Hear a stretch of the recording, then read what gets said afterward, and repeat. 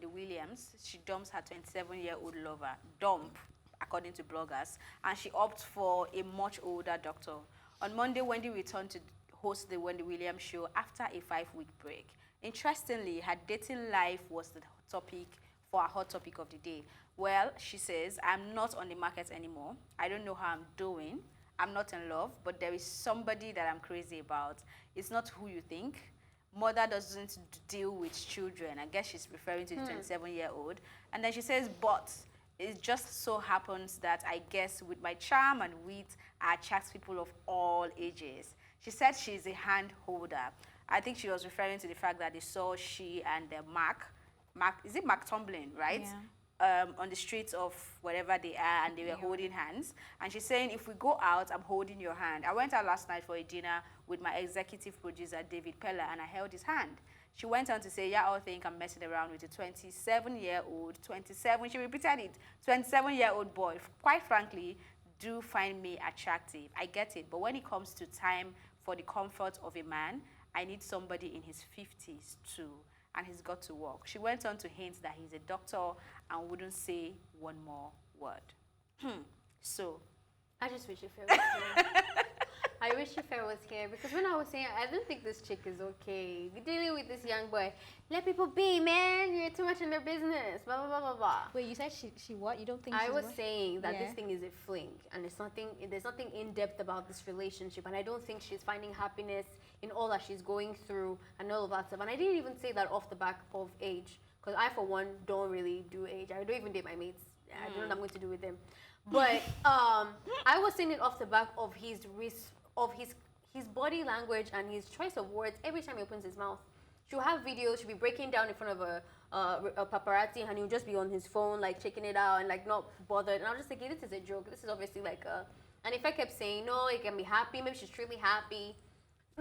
So now we've seen that, you know, it wasn't what was what we thought. Well, some people thought it was, and that they don't have joy in that or whatever.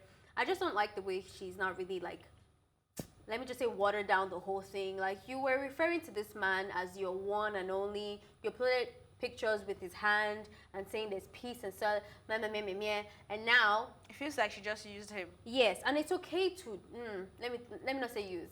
It's okay to have flings and like have fun with a young boy if that's what you want.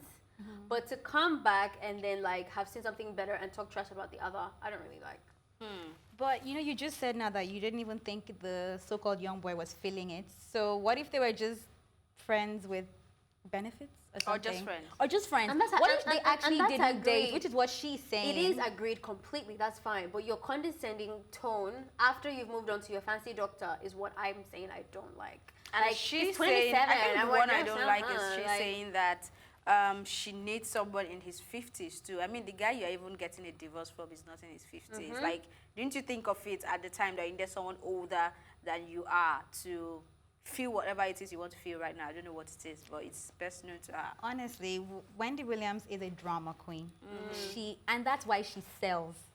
So whether or not this new person that we don't know about is real, because honestly, she can't tell me. The drama has never really been about her life. Yeah, but maybe now she wants to be front and center. You know, it has never really been about her. I don't think she wants to be. Maybe I think she doesn't have a choice. So she's trying to Wendy has a choice. She's trying to direct. She doesn't, because the infidelity was public. The child was public. She didn't have a choice other than to say it. And I remember the first time we talked about this story, I said, this is one person, no offense. I'm not going to give any, like, holding my tongue or trying to be nice or consider her feelings, because she doesn't.